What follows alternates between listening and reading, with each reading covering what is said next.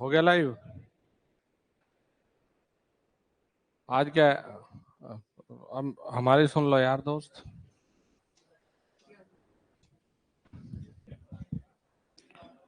आज हम सिर्फ एक सेशन रखेंगे, सिर्फ मशीन का। तो आपकी एएलपी की क्लास भी नहीं हो पाएगी आज, क्योंकि आज हमें 2-2:30 बजे ये पूरा स्पेस खाली चाहिए। कल बच्चों की कुछ की दावत की व्यवस्था करनी है। नहीं, दावत में आप लोग तो कल हमें इसे दिखाई भी मत देना, बता रहे हैं। एक भी जना कल संडे को हम जानते ही नहीं आप कौन हो। ठीक है। अरे आप जब आप कुछ काम ऐसा करोगे तो फिर आपको भी बुलाएंगे। तो भाई इस वजह से सिर्फ एक सेशन रहेगा आज आपका मशीन का, और मंडे को फिर तुम्हारी दावत है। मंडे को कंटेंट रूपी दावत है तुम्हारी। ठीक है भैया, हमने कहा तो दिखाई भी मत देना। बढ़िया अपना टेंट वेंट लगेगा, डीजे लगेगा, और बढ़िया हलवाई लगेंगे, पनीर बनेगा, रसगुल्ला बनेगा। ठीक है जी। तुम लोग लाइव देख लेना इसे, ठीक है बस।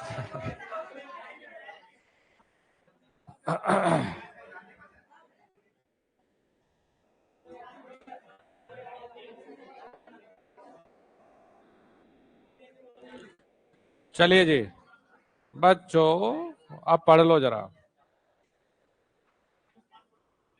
हम्म,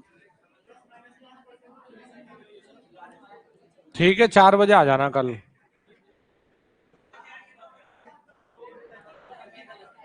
थोड़ा साफ सफाई भी चाहिए ना। क्या हो गया भाई? अच्छा अच्छा। ठंडी लग रही है?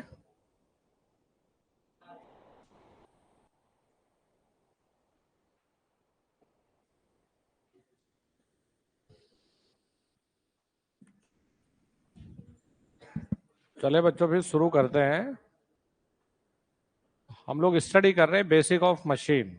तो बेसिक ऑफ मशीन को आज खत्म करेंगे, फिर मंडे को एसी और डीसी जो वाइंडिंग है, बेसिक ऑफ मशीन को आज खत्म करेंगे। फिर एसी और डीसी वाइंडिंग मंडे को शुरू करेंगे। मंडे को थोड़ा सा आपकी क्लास का परिवर्तन करेंगे। मंडे को सिर्फ आप ही लोगों की एक पार्टी करेंगे हम लोग।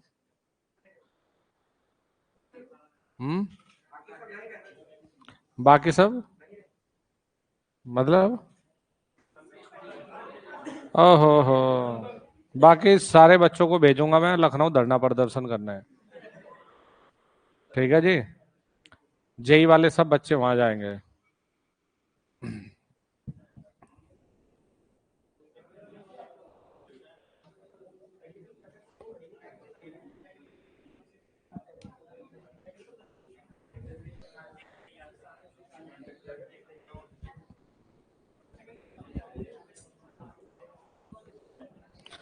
चले भाई बच्चों, अब शुरू करते हैं जी। अब बातें नहीं। देखिए, हमने यहाँ पर रखा है व्हाट इज इलेक्ट्रिकल मशीन। तो सबसे पहले ये लास्ट क्लास की बात थी, थोड़ा रिवाइज करा दूं। इलेक्ट्रिकल मशीन का मतलब है कि एक ऐसी व्यवस्था जिसमें हम एनर्जी को एक फॉर्म से दूसरे में कन्वर्ट कर लें, और ऊर्जा में रूपांतरण चुंबकीय क्षेत्र व विद्युत क्षेत्र के आपस में लिंक करने पर ही यहाँ पर संभव होगा। तभी तो हम पढ़ते हैं इलेक्ट्रोमैकेनिकल एनर्जी कन्वर्जन करेंगे हम। यह एक ऐसी व्यवस्था है जो इंसान की जरूरत के हिसाब से लोड को चलाने का कार्य करती है, या एक ऐसी व्यवस्था है जो प्रकृति या पृथ्वी में उपस्थित अलग अलग प्रकार की ऊर्जा को विद्युत ऊर्जा में बदल सकती है। तो सबसे पहले हमने ये जाना, हमें सीखना है ट्रांसफार्मर का कुछ बेसिक। हम यहाँ ट्रांसफार्मर नहीं पढ़ रहे हैं। जब हम ट्रांसफार्मर के मेन टॉपिक पर आएंगे तो आपको बस पता हो कि ट्रांसफार्मर क्या है। तो आपने आसपास में आपने कुछ ये देखा होगा, तो इसी के बारे में हमें सीखना है भाई। तो देखो जी, कुछ चीजें बनाई मैंने इसमें। अभी क्या है, वैसे तो मैंने कहा था कि वैसे प्रैक्टिकली ये गलत होता है। सही है देवी। हाँ, हाँ। अब बैकग्राउंड म्यूजिक मत दिया करो।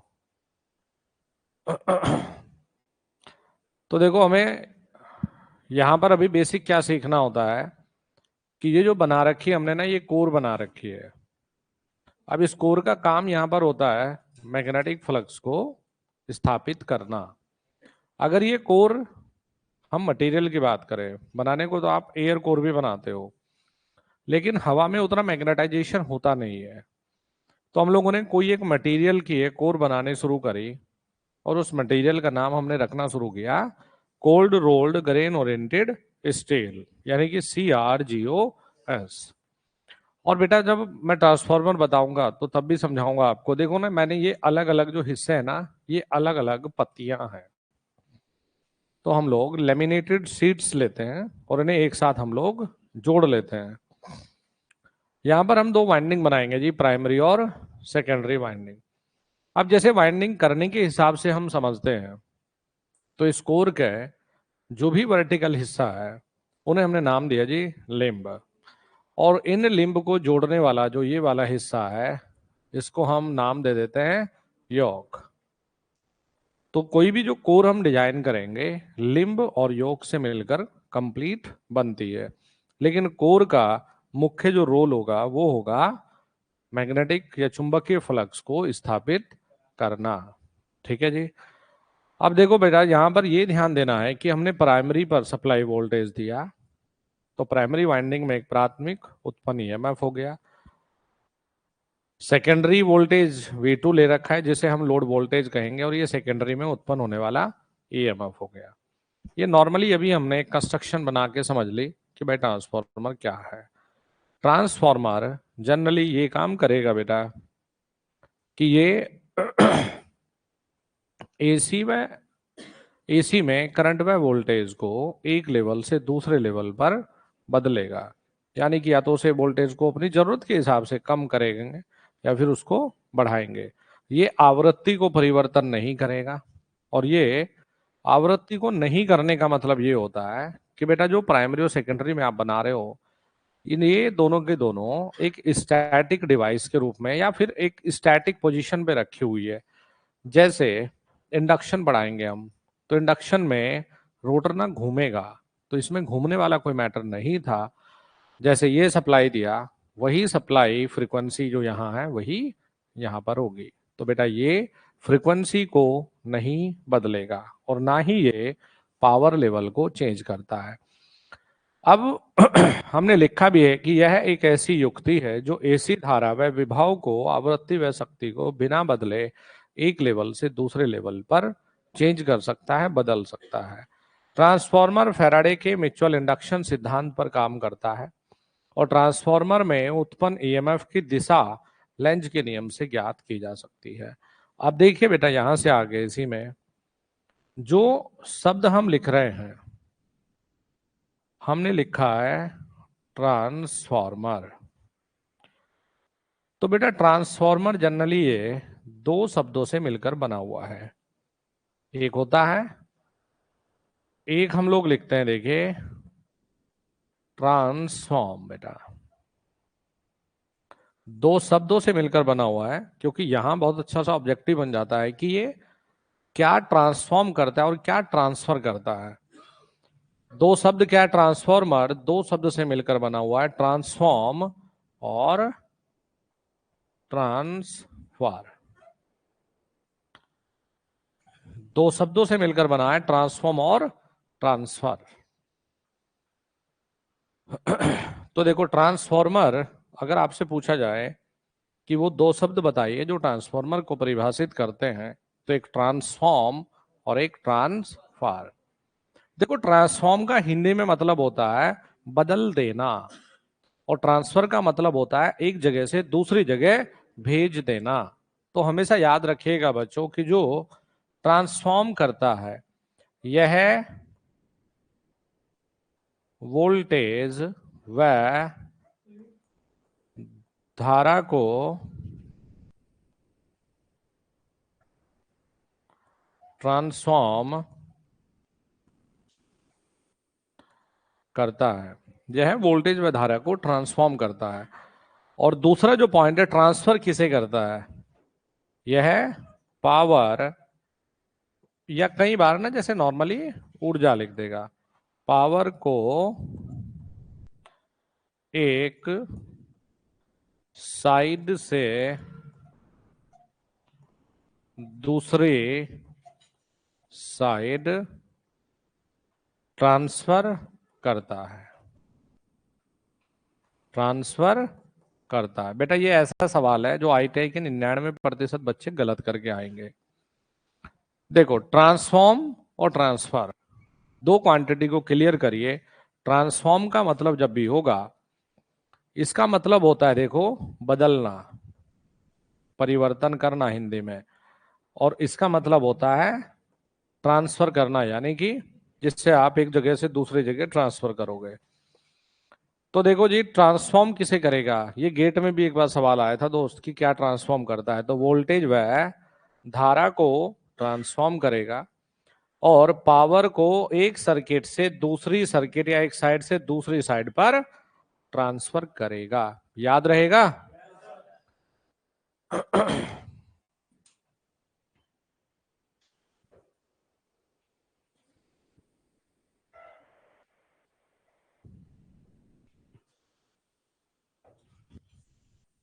चलो आप लोग लिख लो, ये वाले लाइन को दोनों को ऐड करिए और इंपॉर्टेंट मार्क करेंगे बेटा। ये जो मैंने लिखा ना, ये वेरी वेरी इंपॉर्टेंट मार्क करेंगे आप इसमें। तुम लोग लिख लो, ऑनलाइन में तो बच्चे कोर्स जो इनरोल करते हैं ना वो चैटिंग के लिए करते हैं। किसी को लग रहा कि सर ये बताओ ये भर्ती लाइनमैन की है क्या, लग रहे कोई बात नहीं, पेपर के बाद खुद पता चलता है आप लोगों को बेटा। एक भाई कह रहा है कि कंप्यूटर भी चलवा दो, जबकि बोला गया है कि मंडे से शुरू करेंगे उसे भी। एक भाई ऊपर बताओ सर TG2 है या लाइनमैन है।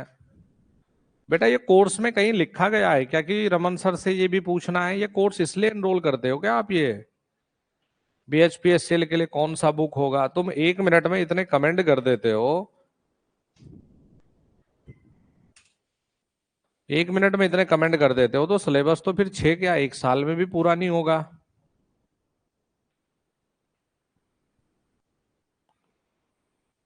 अंकित जी कह रहे हैं कि हम सर इस बैच को क्यों, क्या बोल रहे हैं, परचेज क्यों करें, तो मैं थोड़ा ही बोल रहा हूँ।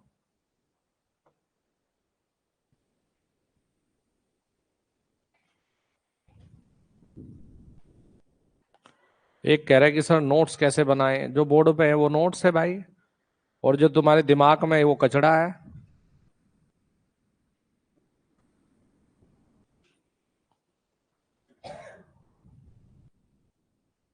ये कमेंट करने वाले ही बाद में रिजल्ट में रोल नंबर ढूंढते रहते हैं कि यार कहाँ फंस गया ये रोल नंबर, आ ही नहीं रहा सामने, क्या हो गया?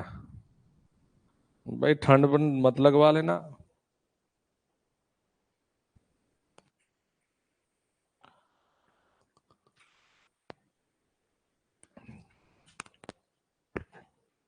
इसमें कोई भी घूमने वाला हिस्सा नहीं है, इसलिए आवृत्ति नहीं बदलेगा।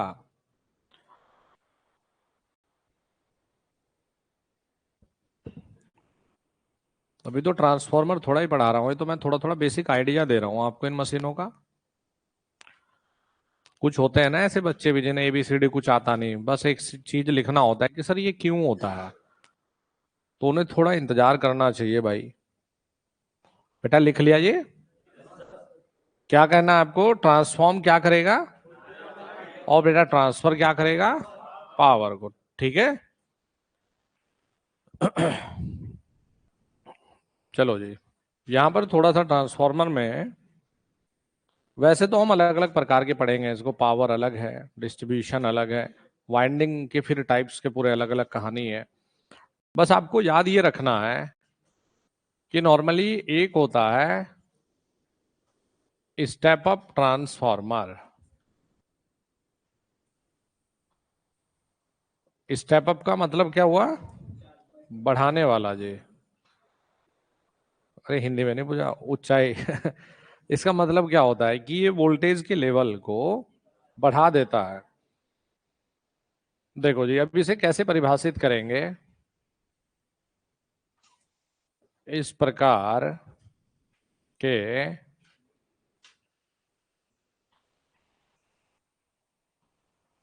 इस प्रकार के ट्रांसफॉर्मर में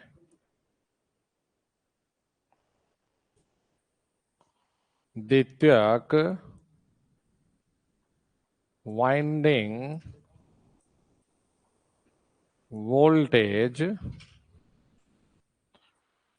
प्राथमिक वाइंडिंग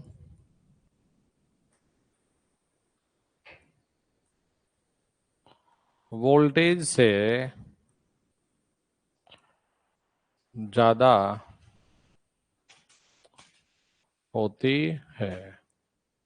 बेटा या तो इसको ऐसे परिभाषित करेंगे, स्टेप अप यानी कम को ज्यादा में बदल दिया। तो जैसे इसे आप इस प्रकार लिखेंगे कि E2 बड़ा है और E1 छोटा है। देखो E2 E1 पहले लिख दिया ना डायग्राम में। E2 क्या है? सेकेंडरी साइड, और E1 क्या है? Primary side. Very good. अच्छा, इसी को दूसरे रूप में हम ये लिख सकते हैं, धारा के हिसाब से अगर लिखेंगे तो अभी बताऊंगा आपको ट्रांसफॉर्मर में कि हमने ये ना पावर यानी अपरेंट पावर के लेवल को नहीं बदलेगा। तो जितनी रेटिंग होगी प्राइमरी पर वही सेकेंडरी पर होगा। तो जब ट्रांसफॉर्मर पढ़ाऊंगा लिखाऊंगा आपको इस प्रकार के, ट्रांसफॉर्मर में द्वितीयक वाइंडिंग धारा, द्वितीयक वाइंडिंग धारा प्राथमिक वाइंडिंग धारा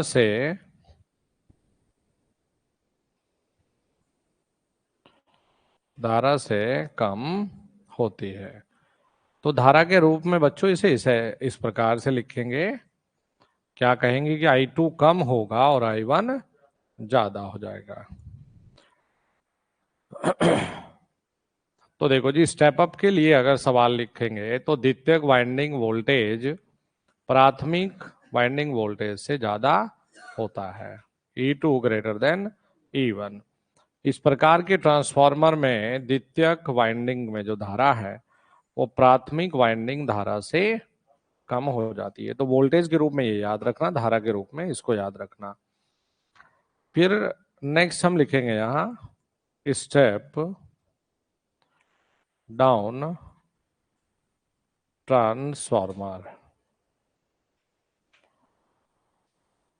जो स्टेप डाउन है, देखो नाम से पता चल जाएगा वैसे तो आपको। स्टेप अप बढ़ा, अप मतलब बढ़ा दिया, डाउन मतलब कम कर दिया। तो हम क्या लिख रहे हैं देखो कि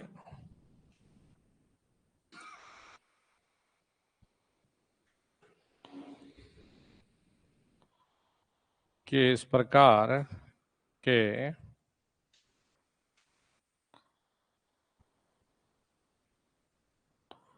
ट्रांसफॉर्मर में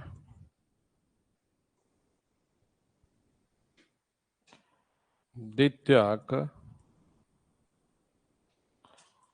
वाइंडिंग वोल्टेज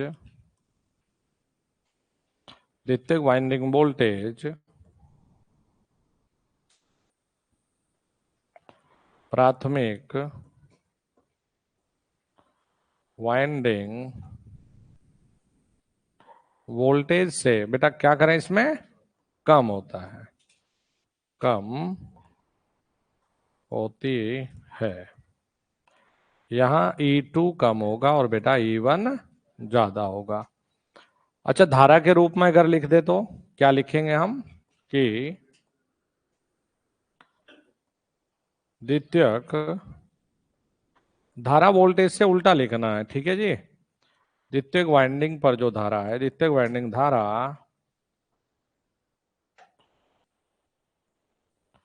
प्राथमिक वाइंडिंग धारा से इसमें क्या होगी, अधिक होती है, अधिक होती है। तो इसमें क्या है, देखो बेटा, ये द्वितीयक वाइंडिंग जो वोल्टेज है वो प्राथमिक से कम कर दीजिए और बच्चों जो धारा है द्वितीयक पर उसको बढ़ा दीजिए। तो यहां अगर धारा को लिखेंगे तो I2 ग्रेटर देन I1। कर लोगे इसे step up and step down. देखो इसका काम है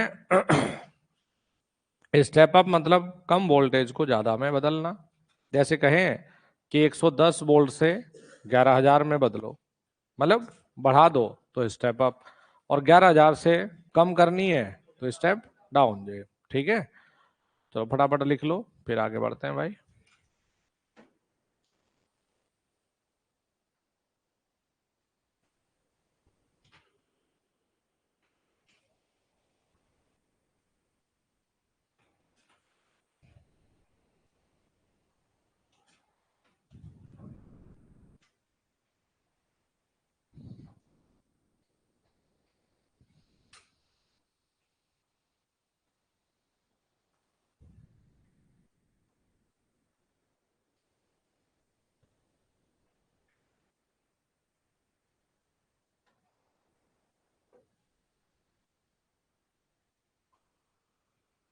क्या देख रहे हो बेटा, ये क्लास से बाहर कर दूंगा।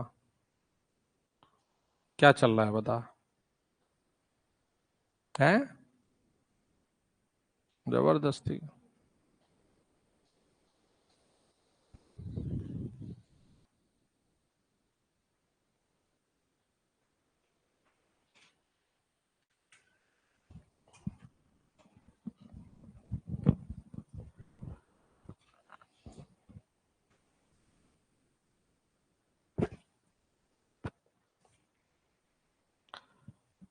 बेटा मोबाइल में ना पोर्ट्रेट करने का मतलब कि फुल स्क्रीन करने का ऑप्शन भी होता है। ठीक है, आप लोग लगातार लगे रहो कमेंट में। देखो हमारा फोकस बिल्कुल नहीं होगा भाई, हम तो पढ़ाने पर ध्यान देंगे, तुम लोग लगे रहो अपने काम में भाई। कम से कम जो पढ़ना चाहता है उसका नुकसान तो ना हो।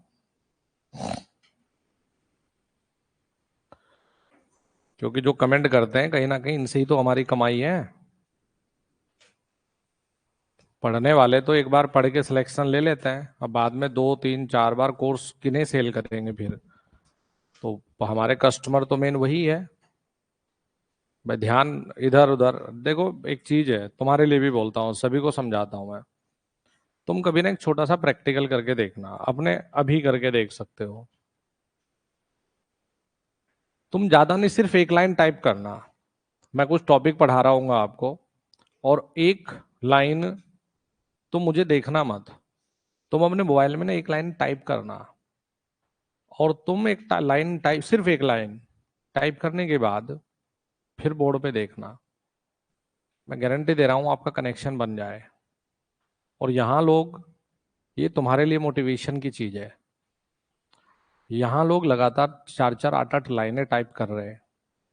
तो इससे अंदाजा लगा सकते हो कि नहीं क्या चीज समझ आएगी।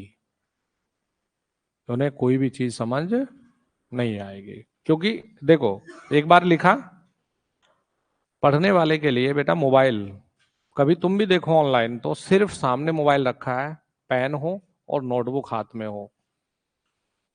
लिखने का मतलब तो तुम, जिस दिन तुम अपने आप को क्लास में, अब देखो तुम क्लास में बैठे, तुम्हारा काम क्या है? काम क्या है? पढ़ना। तुम्हारे में से क्लास में बैठे हुए कितने लोग ऐसे हैं जो मोबाइल पे चैटिंग कर रहे हैं? बताओ कौन है? तो कनेक्शन तभी तो बनेगा जब तुम यहां ध्यान से देखोगे। कनेक्शन तभी तो बनेगा। अब तुम खुद ये सोचोगे लगातार इसी में तो क्लास चल रही है तुम्हारी, इस मोबाइल में क्लास चल रही है, और तुम लगातार टाइप करोगे इसी में, या कहीं से भी तुम क्लास ये चल रही, अबे ये क्या था? तो तुम खुद अंदाजा लगाओ कि तुम इतने बड़ा आइंस्टीन तो है नहीं कि 4 4 चीजें एक साथ कर लोगे। तो सिंक्रोनाइजेशन होगा ही नहीं। फिर ये फीलिंग आती है हमें कई बार पढ़ने के बाद कि हमने बहुत अच्छे से पढ़ाई कर ली, हमने सर के लेक्चर देख लिए, लेकिन रियली बता दूं सिर्फ टाइम बर्बाद हुआ है। मन को समझाया है। जिस दिन तुम हर 10 मिनट में ये चलना शुरू हो गया, उस दिन रियली में किनारे पे बैठ के रिजल्ट लिख लो, और रिजल्ट मैं बता दूंगा क्या है। पढ़ाई नहीं, उन्हें वो आदत ही लग गई। फिर ticket ticket ticket ticket ticket, किताब कब आएगी, मेरी आंटी कब आएगी, मेरी चाची कब आएगी, वही चल रहा है लगातार। तो बेटा कनेक्शन नहीं बनेगा, ना मशीन के साथ में, ना हमारे साथ, ना इलेक्ट्रिकल के साथ में। कनेक्शन अपने विचारों के साथ भी नहीं है। कई बार सोच कुछ और रहे, लिख कुछ और रहे। तो मैं ये बोलता हूं कि ये एजुकेशन का वर्स्ट फेज है। मतलब ये रियली बताऊं, ये एजुकेशन की मजाक है और कुछ नहीं है। ऑनलाइन इसलिए बेस्ट माना गया, मैं इसलिए बता रहा हूं, ऑनलाइन को तब बेस्ट माना जाता है जब मोबाइल रखा सामने, नोटबुक ले लो। अगर तुम्हारे में से कोई भी बच्चा ऐसा है जिसे समझ ना भी आए, तो क्या तुम मोबाइल चलाओगे? नहीं। तुम कोशिश करोगे बैठ के क्लास में कि सर क्या बोल रहे यार, ना कनेक्शन बनाने का तुम्हारी तरफ से एफर्ट होगा। लेकिन खुद ये सोचो जरा, तुम्हारा कनेक्शन अगर वहां है तो इसके साथ कुछ है ही नहीं। फिर ये लोग क्या है, ये सुबह जैसे सस्ते कोर्स है ना, तो 12 बजे से इन्हें मेरी याद आ गई। जैसे ही मेरी क्लास छुड़ेगी, फिर मोहन बाबू की याद आएगी, 6 बजे उनका सेशन भी होगा। फिर रात को सोहन की याद, और तड़की तड़क किसी और की याद। तो ये पूरा दिन इन्होंने काम कुछ नहीं, हर जगह यही चल रहा है। फिर इन्हें ये फील होता है कि आज इन्होंने बहुत भयंकर स्टडी कर ली, नील बटा सन्नाटा। 100 नंबर भी पार नहीं होते 200 में से ही। मेरा कहने का मतलब है, अगर 100 नंबर का पेपर होगा तो 50 भी नंबर पार नहीं होते। फिर क्या है, फिर ये आंकड़ा ये लगाया जाएगा, अच्छा रमन सर मिले तो रमन सर बेकार टीचर है। हम बोलते हैं हम तो है ही बेकार। लेकिन किसी भी टीचरों को बेकार बोलने से पहले भाई ये तो सोचेगा ना, कोई समझदार होगा, कि तूने पढ़ाई कितनी मेहनत से की थी ये बता दे। किसी भी टीचर के बारे में बोलने के विद्यार्थी की, मेरे हिसाब से एक शब्द होता है ना, औकात ही नहीं है। उसने अपने जीवन के महत्वपूर्ण समय दिया है, और तुमने उस समय में सिर्फ चैटिंग की है। तो अगर तुम लोग भी कभी जैसे ऑनलाइन देखो या मैं प्रैक्टिस करवाऊं, तो मोबाइल अपने सामने रख दो, उसको टच भी मत करो, और बस नोटबुक बनाओ।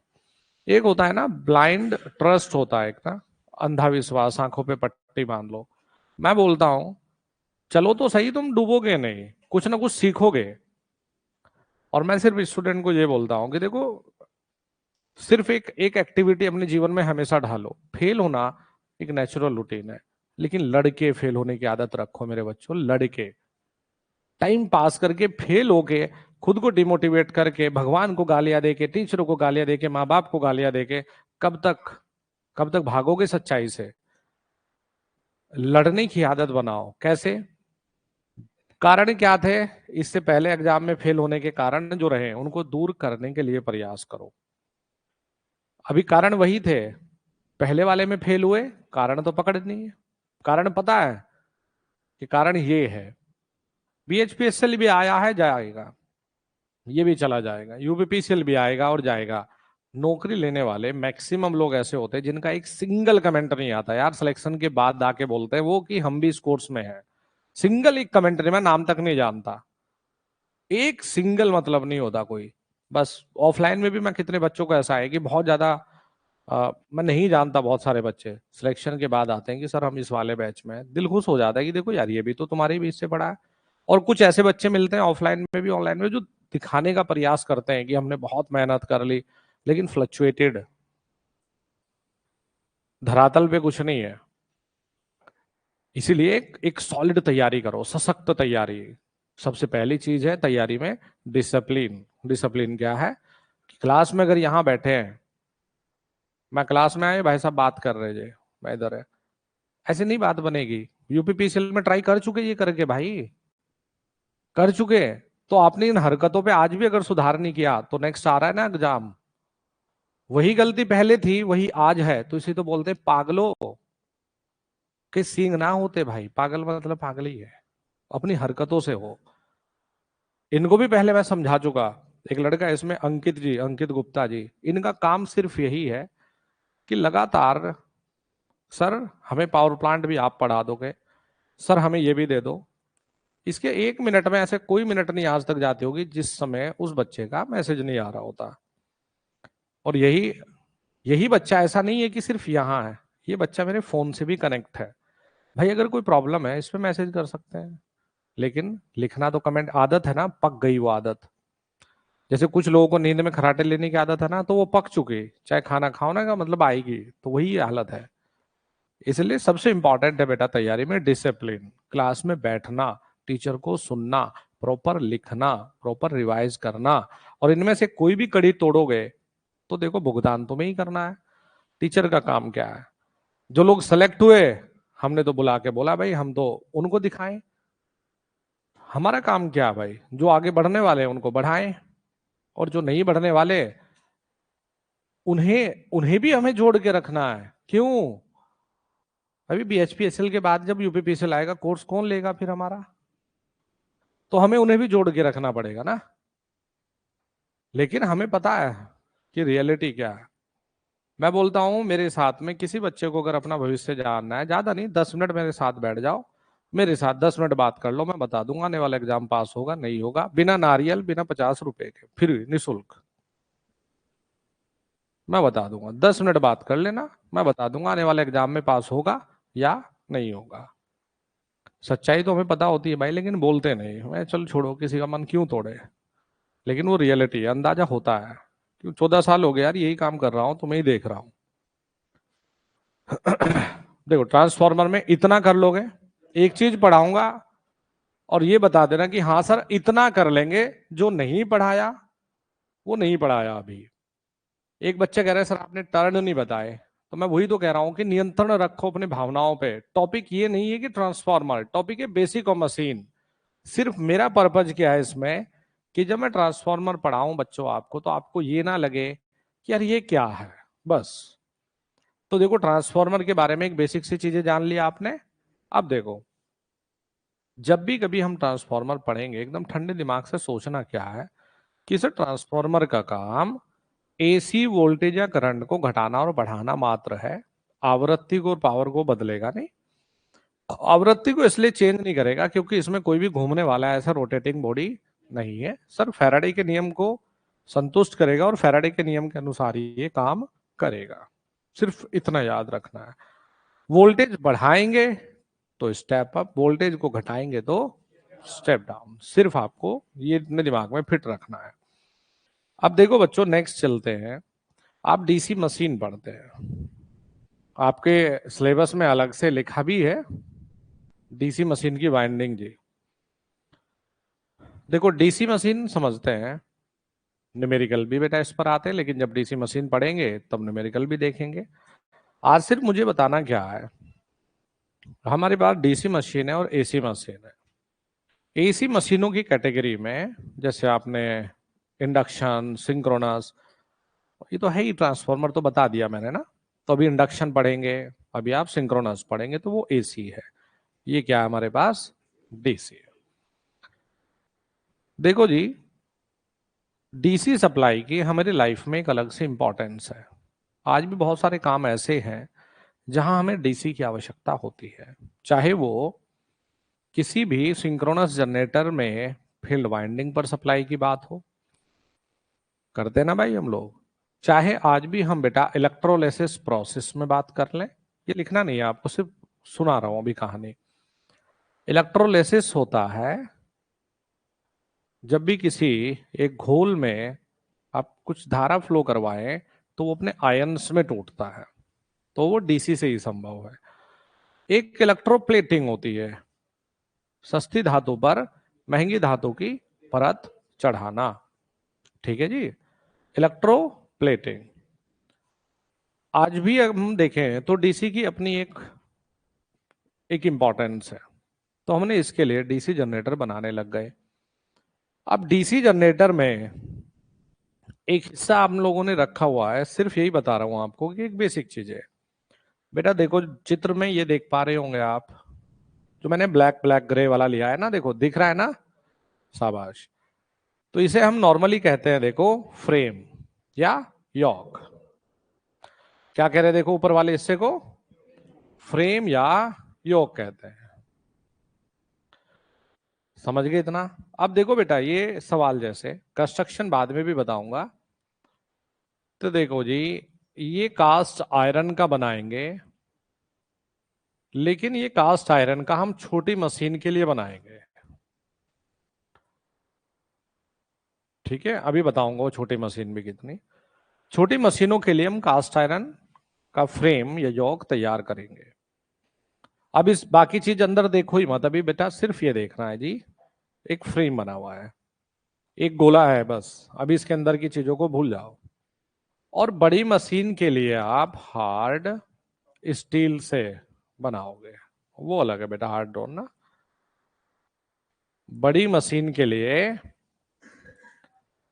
आप हार्ड स्टील कुछ अलग नहीं होता, कठोर स्टील। इसमें थोड़ा सा हम लोग आधा प्रतिशत 1% ना कार्बन मिला लेते हैं, तो वो हार्ड हो जाता है। कार्बन मिलाने से कोई भी पदार्थ हार्ड बन जाता है। तो सिर्फ मुझे ये बताओ कि फ्रेम या योक बेटा किससे बनाओगे बच्चों? कास्ट आयरन छोटी मशीन और हार्ड स्टील से। याद हो गया इतना? Very good. तो देखो जी, अभी सिर्फ आपको ये देखना है कि इसके काम क्या हुए सर। तो आप कहेंगे देखो भाई, एक तो ये पूरी मशीन का कवर है, पूरी मशीन का भाई कवर का काम ये कर रहा है। और दूसरा, आपने ये जो ये फील्ड पोल है, देखो हमने फील्ड पोल NS ये बना दिए, तो एक आपने इसी पर तो बांध रखे, देखो ये इसी पे तो बांध रखे आपने फील्ड पोल। तो भाई इसका काम देखो क्या क्या है, कि एक तो ये कवर का काम कर रहा है सर मशीन पर, दूसरा फील्ड पोल को हमने इसी पर बांधना होता है जी। फील्ड पोल को हमें इसी के साथ में बना देना है, इसी के साथ में हमें नट बोल्ट से टाइट कर देना है इसको। अच्छा जी, अब देखो आपके दिमाग में आ रहा होगा कि सर ये फील्ड पोल ये क्या हुआ। देखो मैं दो शब्द हमेशा कहता जाऊंगा, फील्ड का मतलब कुछ और नहीं, देखो आप कहेंगे चुंबकता, कि ये ऐसा एरिया है जहां पर चुंबकीय फ्लक्स बनाना है। क्यों बना रहे हैं? मशीन में चुंबकीय फ्लक्स होगा तो बिजली कुछ पैदा हो सकती है, चुंबकीय फ्लक्स होगा तो कुछ आघूर्ण पैदा हो सकता है, क्योंकि दोनों में ही आपने ये पढ़ा है कि जब कोई कंडक्टर किसी मैग्नेटिक फील्ड को काटे या मैग्नेटिक फील्ड किसी कंडक्टर को काटे तो उसमें ईएमएफ उत्पन्न होता है। दूसरा पॉइंट बच्चों आपने ये सीखा है कि जब भी कोई धारा प्रवाहित तार किसी मैग्नेटिक फील्ड में रखा जाएगा तो उसमें आघूर्ण या बल लगेगा। ठीक है जी। तो जब भी मैं फील्ड पोल कहूंगा तो आप समझ आइए कि ये वो पोल की बात हुई है जो चुंबकीय क्षेत्र के लिए जिम्मेदार है, जो चुंबकीय क्षेत्र के लिए जिम्मेदार है। अब देखो जी, ये चुंबकीय क्षेत्र कहां से आएगा? ये चुंबकीय क्षेत्र आएगा जब कोई तार को लपेट कर, पढ़ा रहा था ना इलेक्ट्रोमैग्नेट, जब किसी तार को लपेट कर उसमें कोई सप्लाई दोगे तो मैग्नेटिक फील्ड आ जाएगा। तो बेटा इस फील्ड पोल के चारों तरफ ये बना रखी है हमने, देखो फील्ड वाइंडिंग। ठीक है भाई, क्या बना दिया हमने? देखो फील्ड वाइंडिंग। अच्छा जी, देखो बेटा ये इस फील्ड के ये आगे वाला हिस्सा देख पा रहे होंगे यार बच्चों आप, ये वाला दिख रहा है, ये वाला हिस्सा। तो बेटा इसे कहा जाता है पोल शू। पोल शू। देखो एक बात बताओ, पोल शू का काम, ये आगे से ऐसे चौड़ा हो गया देखो, तो पोल शू का काम यही तो होगा कि ये मैग्नेटिक फ्लक्स को ज्यादा एरिया में फैला रहा है, यही तो मतलब होगा मैग्नेटिक फ्लक्स को फैलाना। ये सारी चीजें जब आपको पढ़ाऊंगा ना डीसी मशीन, एक एक चीज के बारे में लिखाऊंगा आपको। मैंने कहा भी तो मैं बस ये आदत बना रहा हूं तुम्हें कि यार तुम इसे देख के ये ना कहो कि सर ये क्या पढ़ा दिया आपने। अच्छा जी, फिर आते हैं बेटा, क्या हमें इतने पढ़ने से ये समझ तो आ गया ना कि डीसी मशीन, चाहे वो जनरेटर हो चाहे वो मोटर, डीसी मशीन मतलब वही डीसी मशीन है। तो हम क्या कहते हैं कि जो स्टेटर है, स्टेटर वो होता है जो नहीं घूम रहा है। सर जो स्टेटर है इसमें हम लोग क्या बना रहे हैं जी? Field winding. अब ये भी सिंपल सा ऑब्जेक्टिव हो जाता है। स्टेटर में कौन सी वाइंडिंग बना रहे हैं डीसी मशीन में बच्चों? Field winding. ठीक है जी। और फील्ड वाइंडिंग किस प्रकार की? इलेक्ट्रोमैग्नेट या परमानेंट मैग्नेट? इलेक्ट्रोमैग्नेट। इलेक्ट्रोमैग्नेट फिर से एक बार बता दूं, देखो इलेक्ट्रोमैग्नेट हम ये पढ़ के आए कि सर जब भी कभी किसी कॉइल में, किसी कंडक्टर में करंट फ्लो होगा तो मैग्नेटिक फ्लक्स होगा। ये इलेक्ट्रोमैग्नेट थी। तो हमने कहा कि देखो सर जो हमने यहां पर तार वार लपेट रखे हैं ना, जब भी इनमें हम करंट फ्लो करवाएंगे तो उसमें मैग्नेटिक फील्ड होगा। इतना क्लियर है? अच्छा जी। तो देखो स्टेटर में क्या है? Field winding. अब बेटा आ जाओ जरा रोटर वाले हिस्से पर। एक बना रखी है आपने, ये देखो साफ्ट। साफ्ट क्या होती है? जिस पर ये घूमेगा भाई। तो ये तो बना लीजिए आपने साफ्ट। ये बना दिया आपने साफ्ट। ये भी आप नॉर्मली ना माइल्ड स्टील से बनाते हो, मतलब थोड़ा कठोर वाले से। अब इसके ऊपर आपने क्या बना रखा है? ये बना रखा है आपने देखो कम्यूटेटर। और कम्यूटेटर जो बना होगा बेटा, ये कम्यूटेटर आप बनाओगे हार्ड ड्रॉन कॉपर से। हार्ड ड्रॉन कॉपर से, यानी कि जो हार्ड वाला कॉपर होगा उससे बनाएंगे भाई। अब कम्यूटेटर का काम क्या है? कम्यूटेटर का काम बेटा इसी पे लिखते हैं कि सर जनरेटर में इसका काम होता है एसी को डीसी में बदलना। ठीक भाई। और बेटा मोटर में इसका काम हो जाता है डीसी को, शाबाश, एसी में बदलना। कम्यूटेटर का काम है। अभी देखो तुम्हें डीसी मशीन बताने के बाद, पढ़ाने के बाद ये समझाऊंगा कि रियल में डीसी मशीन और एसी मशीन में क्या अंतर है। ये देखना जरा ध्यान से। कम्यूटेटर बना दिया आपने। अच्छा जी। अब कम्यूटेटर के ऊपर आपने बना रखी है जहां पर ये आर्मेचर वाइंडिंग। ये बना रखी है आपने आर्मेचर वाइंडिंग। और बच्चों इसे ही मैंने बोल रखा है देखो आर्मेचर कंडक्टर। तो देखो आर्मेचर क्या है? जैसे फील्ड वाइंडिंग है तो हम क्या लिखे इसको? इस चित्र को आप अपने नोटबुक में ऐसे ही बनाकर इसके साथ में ये पॉइंट ऐसे ही जोड़ेंगे एक पेज पे बस। वैसे तो फिर ये 20-30 पेज में आएगी चीजें। बस आपको क्या करना है कि अभी डीसी मशीन का बेसिक है, ये चित्र को बना के ऐसे ही लाइन खींच के इसमें चीजों को जोड़ लेंगे। तो देखो फील्ड वाइंडिंग का काम क्या है? यह है चुंबकीय क्षेत्र के लिए जिम्मेदार है। यह चुंबकीय क्षेत्र के लिए जिम्मेदार है। ठीक है भाई।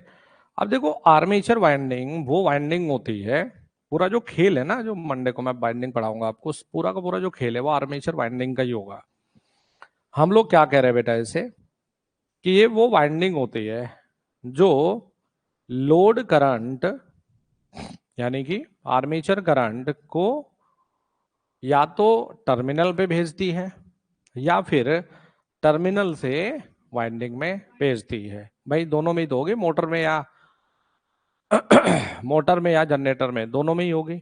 मेन जो वाइंडिंग है जहां पर बिजली की उत्पत्ति होगी, बिजली जहां पैदा होगी, आर्मेचर वाइंडिंग है।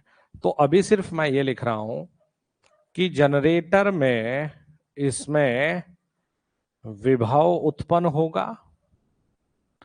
जनरेटर में इसमें विभव मतलब वोल्टेज उत्पन्न होगी।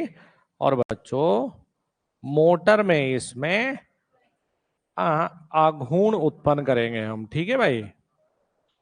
आघूर्ण यानी कि टॉर्क करेंगे। ठीक है। तो ये वाइंडिंग कौन सी होगी? Armature winding. सिर्फ आपको इतना पढ़ना है। चलो अब इसमें जरा एक बार देखो इस डायग्राम को कि क्या क्या मामला है।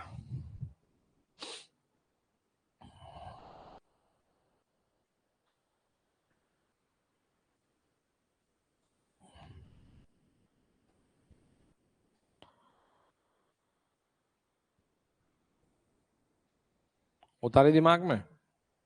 अब जरा कुछ सवाल पूछता हूं मैं इतने से। मैंने कहा कि फ्रेम या यॉक किससे बना होता है? ठीक है, वैसे ये दोनों ना एक साथ नहीं देगा ऑप्शन में, क्योंकि अगर वो देगा बड़ी मशीन छोटी मशीन तब तो सही है, अदरवाइज नॉर्मली ये देता है ना हार्ड स्टील ही देता है ऑप्शन में, तो ये दोनों एक साथ नहीं देगा। ठीक है, कास्ट आयरन छोटी मशीन, हार्ड स्टील बड़ी मशीन। समझ गए? ये बताओ मुझे कि इस फ्रेम से या यॉक से या इसके काम क्या क्या समझ में आए अभी? कवर है और फील्ड पोल बना रखे जी हमने, फील्ड की कोर वही है। स्टेटर में कौन सी winding? Field winding. Field winding का काम क्या? मैग्नेटिक फील्ड को स्थापित करना, यही तो हुआ बेटा। कम्यूटेटर किसका बना है? Hard drawn. इसका काम बोलो। AC to DC, DC to AC. भाई जनरेटर में पूछेगा या मोटर में, उसके हिसाब से जवाब ही देना है। ठीक है, आर्मेचर वाइंडिंग का काम बोलो। जनरेटर में बिजली उत्पन्न करेगा और मोटर में उसमें आघूर्ण उत्पन्न होगा। ठीक है जी। मेन जो वाइंडिंग है, जो वर्किंग वाइंडिंग के रूप में जाने जाते हैं ना, वो आर्मेचर वाइंडिंग ही जानी जाएगी। इतना समझ गए? अब देखो यार, जो ये आर्मेचर वाइंडिंग रखी है बेटा, ये कहां दिख रही है तुम्हें? रोटर में जी। किसमें बना रखी बच्चों? रोटर में। और देखो जी, जो हमने कम्यूटेटर पे बना रखे ना, ये कम्यूटेटर पे लगा के रखोगे आप ये ब्रश। शाबाश, क्या लगा के रखोगे? ब्रश। देखो ब्रश पे भी एक बहुत बढ़िया कहानी है। छोटी मशीनों के लिए कार्बन ब्रश इस्तेमाल करेंगे, अभी नहीं लिखवाऊंगा ये, क्योंकि ये तो कम्यूटेशन में पढ़ाऊंगा, बहुत डिटेल कॉन्सेप्ट है उसका। और बड़ी मशीनों के लिए यही मारूंगा, तेरे सर में बता रहा हूं मैं। यहां देख। अच्छा, देख उसे रहा, और यहां देख इसे। अबे मतलब समझ में आती है माना ये लड़की होता, तू देख रहा होता, मैं नहीं बोलता कि चलो नेचुरल है। या देखो, अब बड़ी मशीनें हैं तो बड़ी मशीन के लिए हम कॉपर ग्रेफाइट को इस्तेमाल करेंगे, इलेक्ट्रो ग्रेफाइट को इस्तेमाल करेंगे। अब देखो, जो कॉपर होता है ना, इलेक्ट्रो ग्रेफाइट, तो बेटा उसका रेजिस्टेंस ज्यादा नहीं है। अब बड़ी मशीनों में हम कम रेजिस्टेंस ब्रश को इसलिए लगाएंगे क्योंकि कम्यूटेशन की समस्या को दूर करने के लिए बेटा बड़ी मशीनों में इंटरपोल और कंपनसेटिंग वाइंडिंग लगाने की सुविधा होती है। ठीक है। अब छोटी मशीनों में ऐसी यार, 200 रुपए की तो तुम छोटी सी मशीन ले आए और 2000 इसमें कंपनसेटिंग वाइंडिंग भरने में लगाओगे तो कैसे चलेगा? तो इसीलिए हमने एक छोटा सा तरीका अपनाया कि काम कर लो, छोटी मशीनों में कार्बन के लगे हुए ब्रश को इस्तेमाल कर लो, और बड़ी मशीनों में हम कार्बन ब्रश को इस्तेमाल नहीं करेंगे, क्योंकि अगर कार्बन ब्रश को इस्तेमाल करेंगे तो लॉसेस ज्यादा बन जाएंगे, तो मशीन में वैसे अच्छा नहीं रहेगा। तो बड़ी मशीनों में हम फिर बाकी और टेक्निक को अपना लेंगे। सिर्फ इतना देख लो, समझ जाओगे। अब आपको रियली में समझाता हूं कि ये कम्यूटेटर है क्या। देखो एसी और डीसी मशीन में एसी और डीसी मशीन में इसे समझे आप, जैसे बच्चों हमने यहां ये नॉर्थ और साउथ, अभी बाइंडिंग वाइंडिंग नहीं मैंने इन पे बनाई, कभी तुम भावुक हो जाओ भाई। चलो इसे रेड कर लेते हैं और इसको ब्लू कर लेते हैं जी। ये रहा जी। ठीक है, तो ये क्या बना दिया हमने? नॉर्थ बना लिया। और ये रखा हुआ है जी साउथ। चलो ऐसा समझिए कि ये नॉर्थ और ये साउथ, और इस मैग्नेटिक फील्ड के बीच में मैं किसी बाइंडिंग को ना रोटेट करवाऊं, कंडक्टर को रोटेट करवाता हूं। अभी मैंने एसी और डीसी मशीन समझाने के लिए एक ऐसी मशीन बनाई जिसमें आर्मेचर को मैंने रोटर में ही रख दिया। तुम्हें रियली में एसी और डीसी में अंतर समझा रहा हूं मैं। तो हमने क्या है भाई, एसी मशीन में भी आर्मेचर को रोटर में रखा जा सकता है, कोई प्रॉब्लम नहीं है। वो तो रोटर को थोड़ा घुमाने में फिर ज्यादा बल की जरूरत पड़ती है, इस वजह से हमने एसी मशीन में उसको स्टेटर में रखना शुरू कर दिया, उसका तो फायदा था हमें। तो अभी जरा सबसे पहले ना आपको एसी जनरेटर समझाता हूं मैं।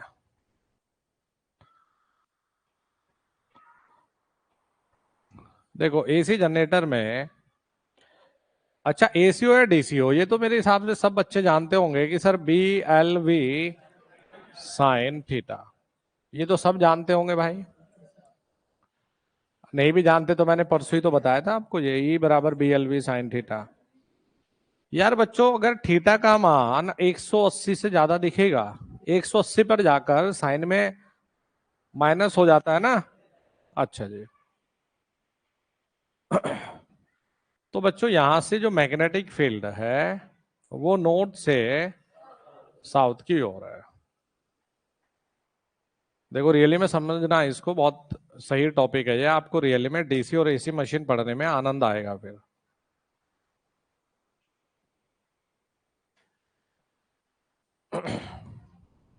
देखो आपने एक छोटा सा काम ये कर दिया, आपने इसमें एक लूप रख दी कंडक्टर की बना के। लूप का मतलब क्या होता है, देखो ना, एक सिंगल टर्न होता है, एक तार गया और एक वापस, कुछ ऐसा समझ लो।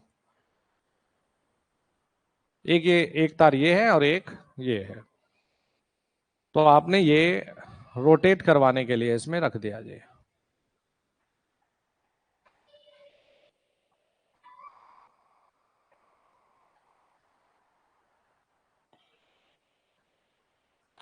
अच्छा इसमें ऐसा समझ लेते हैं कि ये ए है, ये बी है बेटा, और ये सी है, और ये डी है। ठीक है भाई। अभी जरा थोड़ा सा ये आपकी इमेजिनेशन पावर बढ़िया होनी चाहिए यदि मशीन को आप समझते हैं। आप एक बात बताओ कि अगर मैं किसी तार को, बेटा शाफ्ट तो घूम ही रही है, अब किसी भी घूमती हुई बॉडी से मुझे टीवी चलाना है या फ्रिज चलाना है, तो मैं फ्रिज को, माना ये घूम रहा है, तो मैं इस घूमती हुई चीज पर जाके फ्रिज के स्विच को ऐसे लगा दूंगा? भाई फिर एक काम करना पड़ेगा कि फिर फ्रिज को हाथ में लेके ना तुम्हें शक्तिमान बन के घुमाना पड़ेगा इसके साथ, नहीं तो तार तो इस पे लिपट जाएगा ना यार भाई, ये टूट जाएगा। लेकिन एक तरीका हमारे दिमाग में आया कि देखो जी, अगर इसे हम घुमाते रहे, ये घूम रही है, माना कोई शाफ्ट है बेटा और ये घूम रही है लगातार, है जी, और अब इस शाफ्ट के इस वाले हिस्से पर हम एक एक रिंग बना दे ये, ठीक है, एक रिंग बना दिया हमने। और जो ये वाइंडिंग वाइंडिंग थी, हमने क्या काम किया कि जो भी इस पे वाइंडिंग थी, अगर इस पे मैं डायरेक्टली फ्रिज को कनेक्ट करता तो तार टूट जाता। अब ऐसा करते हैं कि इस वाइंडिंग को हमने इस रिंग पे जोड़ दिया। देखो अब तार नहीं टूटेगा भाई, ये पूरा का पूरा ही तो घूम रहा है, तो इसके साथ में ये भी तो घूम रहा है, तो अभी तो तार टूटेगा नहीं।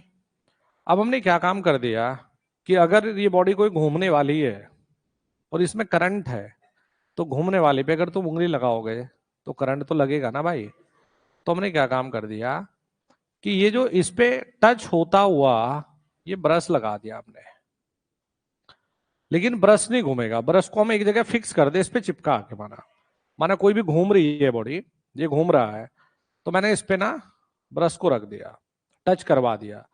अगर ये कहीं भी घूमेगा तो ब्रश तो इस पे टच है, तो भाई बच्चों ये लगा दिया हमने, देखो ब्रश। तो हमें ये तो क्लियर हुआ कि जिस प्रकार से इस तार में सप्लाई बदलेगी वैसे ही ब्रश पे भी बदलेगी, क्योंकि हमने तो एक सिंगल ब्रश लगा रखा है। तो एसी मशीन में हम कर ये रहे हैं कि एक जो तार है, इस तार पर हमने बेटा ये एक स्लिप रिंग लगा दिया। ठीक है जी, हमने ये एक स्लिप रिंग लगा दिया। जनरली इसको फॉस्फोर ब्रॉन्ज से बना के रखते हैं हम ना स्लिप रिंग को। और ये दूसरे वाले पे हमने दूसरा स्लिप रिंग लगा दिया भाई, देखो जरा। ठीक है जी, दोनों तार पर हमने दो अलग अलग स्लिप रिंग लगा दिए, और यहां हमने इस पे ब्रश चिपका दिए जी।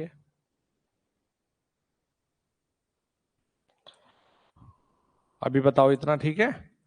तो ये बेटा हमने क्या लगा दिए, स्लिप रिंग। अच्छा बच्चों, किससे बनाओगे? फॉस्फोर ब्रॉन्ज से। क्या है कि अगर आपने ये बढ़िया से पढ़ लिया ना जो समझा रहा हूँ, तो आप बाइंडिंग को रियली में बहुत अच्छे से समझ पाओगे, अपने दिमाग में उतार पाओगे, नहीं तो फिर रटवानी पड़ेंगी चीजें। तो देखो ये जो ब्रश हमने लगा रखे हैं भाई, ये तो टच है इस पे, इस वाले स्लिप रिंग पे। अगर अब जरा ये देखो, इसमें भी करंट ऐसे ले लिया और इसमें ऐसे ले लिया भाई, 180 के बाद में हमने कहा एक पे एक ही ब्रश टच कर रहा है जी। तो बेटा अगर इसमें उत्पन्न होने वाली ईएमएफ, इस वाले कंडक्टर में उत्पन्न होने वाली, जब ये यहां से यहां जाएगा उल्टा होगा, तो भाई इसी पे हमने एक स्लिप रिंग लगा रखा है इसी तार पे। जब इसमें उत्पन्न होने वाला ईएमएफ उल्टा होगा, तो ब्रश पे भी जो रिसीव करेगा वो अपोजिट करेगा। जब सेम होगा तो सेम, अपोजिट होगा तो अपोजिट। तो यहां बेटा जब हमें समय के सापेक्ष में देखते हैं, भाई क्या हो गया ना, तो यहां पर हम लोग बनाते हैं ईएमएफ। यहां पर क्या बनाया, ईएमएफ। तो हमने कहा कि सर जब इसमें अपोजिट, जब इसमें पॉजिटिव है तो ब्रश पे भी पॉजिटिव है, ठीक है भाई। और सर जब इस तार में निगेटिव होगा तो इस ब्रश पे भी निगेटिव हो जाएगा। तो ये तो एसी की कहानी है। एसी में अगर पूछे आपको कि एसी में, तो आप कहोगे कि एसी में अलग अलग वायर पे, अलग अलग तार पे अलग अलग स्लिप रिंग लगा के रखेंगे, ठीक है भाई। ये तो एसी में था। तो देखो हमें कैसा मिला ये, एसी। अब डीसी में देखते हैं, डीसी में हमें चाहिए था सिर्फ एक दिशा में। एसी का मतलब है जो ऐसे बदलता रहे, पॉजिटिव नेगेटिव ये। और डीसी का मतलब है जो एक ही दिशा बना के रखे, पॉजिटिव पॉजिटिव पॉजिटिव जी। तो अब देखो इसे डीसी की कहानी को समझते हैं कि डीसी में क्या बनेगा। एसी और डीसी में बस यही एक अंतर है, और आपको रियल में प्रैक्टिकली आप देख पाओगे कि यार रियल में कम्यूटेटर यही था क्या। हमने क्या काम किया भाई, यहाँ वही नॉर्थ, और वही नीला कलर ले लेते हैं तो साउथ, नॉर्थ और साउथ, ये एन है और ये एस है। यही बेटा magnetic field, north south, north south and north. अब देखो जी आप ये कर रहे हो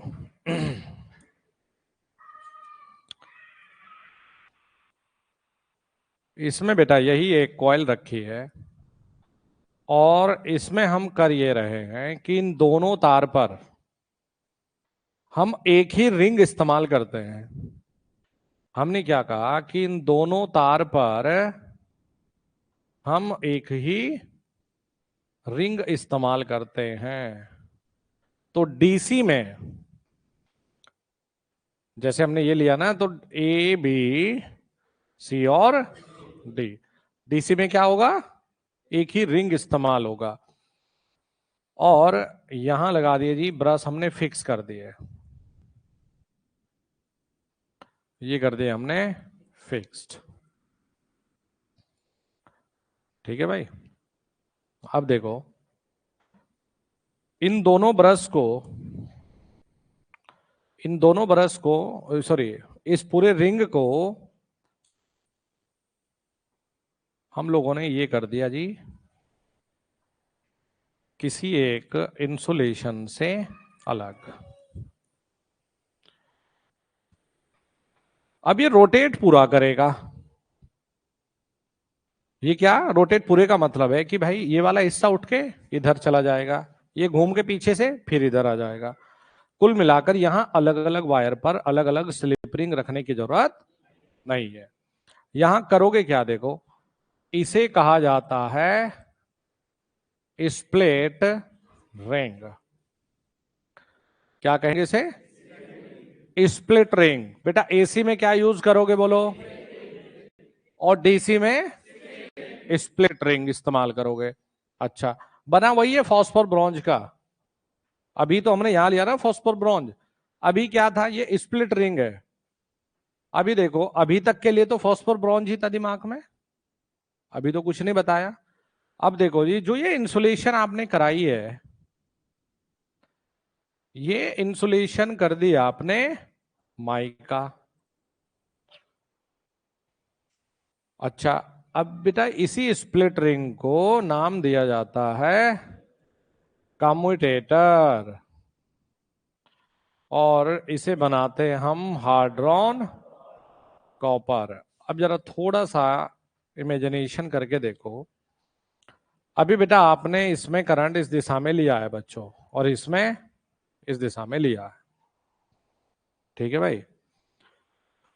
अभी आपने क्या काम किया कि देखो ये वाले ब्रश पर जब ये वाला तार आया, ये वाला हिस्सा, तो बेटा इसमें ईएमएफ ऐसी है बाहर की तरफ, तो मैंने ये बना दिया। मैंने इस वाले के हिसाब से, यानी ये डायरेक्शन किसके हिसाब से है, सी और डी के हिसाब से। ठीक है। अब मुझे सिर्फ इतना बताओ आप कि फिलहाल अगर मैं यहां पर लोड कनेक्ट कर लूं, तो बेटा इसमें करंट यही तो भेजा। यहां पर अगर मैं कोई लोड कनेक्ट करता, तो ये देखो यही तो घूम रहा है, ये तो फिक्स है। तो मुझे अपने फ्रिज को इसके साथ घुमाने की जरूरत नहीं है, एक जगह रख देना है। अच्छा, लेकिन अब ये भी दिमाग में आना चाहिए कि सर ये डीसी कैसे फिर। देखो, जब ये यहां से उठ के इधर जाएगा, तो इसमें अभी डायरेक्शन क्या है, ऊपर की साइड में ना। लेकिन आपने कहा कि सर अगर ये तार, अभी ये टॉप है और ये बॉटम है, इसे मैं अगर यहां से उठा के ऐसे घुमा दूं, तो कितना डिग्री कर दिया मैंने, 180 ना। 180 का मतलब अपोजिट होता है कि नहीं। तो बेटा हम यही कहेंगे ना कि सर अगर ये वाला हिस्सा उठ के यहां से इधर चला जाए, यानी कि यहां ये, तो सर ए बी में इस तरफ ऊपर, जब ये यहां से इस तरफ घूम के जाएगा, तो ये कितना डाउनवर्ड नीचे की तरफ। तो यहां पर भाई अभी भी हमें देखने को मिलेगा कि ए बी के हिसाब से भी करंट उसी दिशा में मिलेगा। तो अब हमें क्या मिला देखो, अब हम क्या कहेंगे कि जब सी और डी से आया तब भी पॉजिटिव, ए बी से आया तब भी पॉजिटिव, सी डी आया तब भी पॉजिटिव, तो ये मिल जाती है हमें यहां इस प्रकार से डीसी। तो एसी जनरेटर और डीसी जनरेटर में अगर सिर्फ डिफरेंस है, तो वो केवल और केवल डिफरेंस है बेटा कि एसी जनरेटर में हमें अलग अलग वायर कॉम्बिनेशन पर भैया अलग अलग स्लिप रिंग इस्तेमाल करने पड़ेंगे। यानी कि जैसे अगर आपको दिमाग में याद हो ना, कुछ थोड़ा बहुत पुराना कुछ पढ़ा होगा, तो आप स्क्वायरल केज और स्लिप रिंग इंडक्शन पढ़ते हो। तो इंडक्शन में 3 फेज होंगे, तो एक फेज के लिए एक स्लिप रिंग, दूसरे फेज के लिए दूसरा स्लिप रिंग, तीसरे फेज के लिए 3 स्लिप रिंग। लेकिन अब देखो जरा, ये रिलेट कर लो थोड़ा सा। तुमने कभी सोचा नहीं कि सर ये क्यों थे इसमें, ये क्या है। अरे ये वही तो है जो रिंग के बीच में इंसुलेशन भरा है भाई। यहां बेटा सिर्फ एक कंडक्टर था, यहां सिर्फ ये 2 साइड थी कंडक्टर की, तो 2 ले लिए। अगर ये वाइंडिंग हम करते और इस वाइंडिंग में हमने 100 कॉइल बना लेते, छोटी छोटी छोटी छोटी, तो हमें 100 ही ये अलग अलग हिस्से तोड़ने पड़ जाते।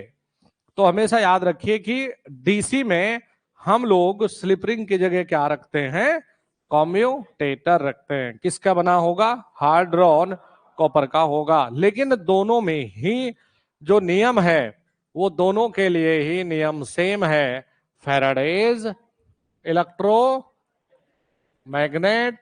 Induction, electromagnetic induction law. ठीक है जी। तो ये होता है डीसी और एसी में अंतर। जैसे आपको नॉर्मली ये भी पूछा जा सकता है कि डीसी मशीन में कम्यूटेटर को और किस नाम से जाना जाता है, तो स्प्लिट रिंग कहते हैं इसको। ठीक है। अब जरा थोड़ा सा फिर से यहां नजर मारो, क्या क्या चीजें हैं, कैसे है भाई।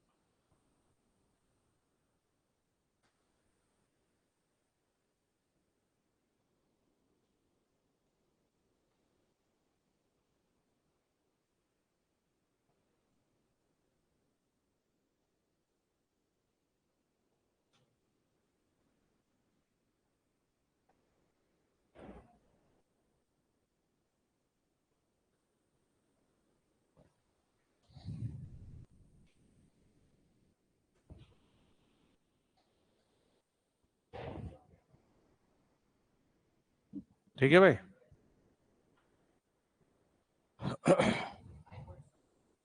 है क्या है ये ये किसको उठाने के लिए है हमें ना। हाँ हाँ, उसको आई बोल्टी, उसको तार वार कुछ बांधो, रस्सी वस्सी, इससे उठाते हैं इसको। चलो जी, अब आ जाते हैं बेटा सिंक्रोनस मशीन पर।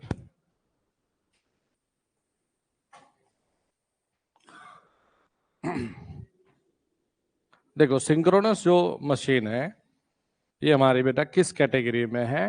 ये एसी मशीन की कैटेगरी में ही। अरे क्या हो गया?